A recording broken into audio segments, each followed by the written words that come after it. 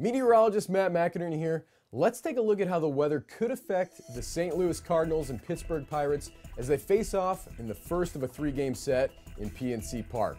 An overcast but warm night in store for Pittsburgh, with the game time temperature forecasted to be 75 with some light winds in from right at around 6 miles per hour.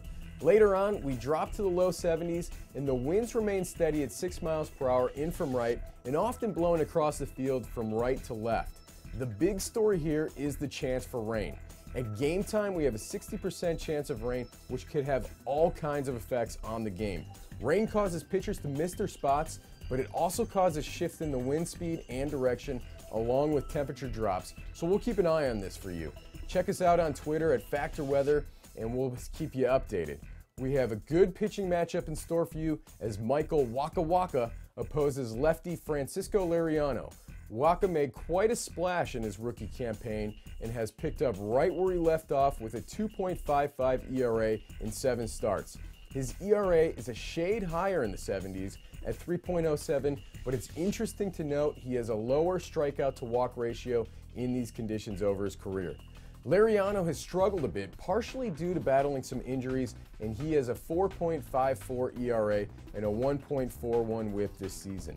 He has similar numbers in the 70s this year, but in 2013, he dazzled with a 2.15 ERA and a .99 WHIP.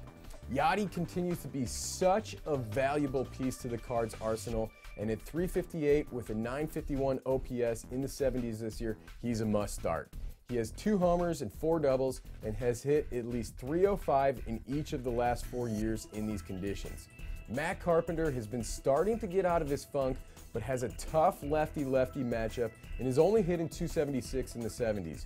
He did hit well last year, hitting .347, so we'll see if he can keep it rolling tonight. For the Pies, it seems like Kutch has been raking since his career started in the show.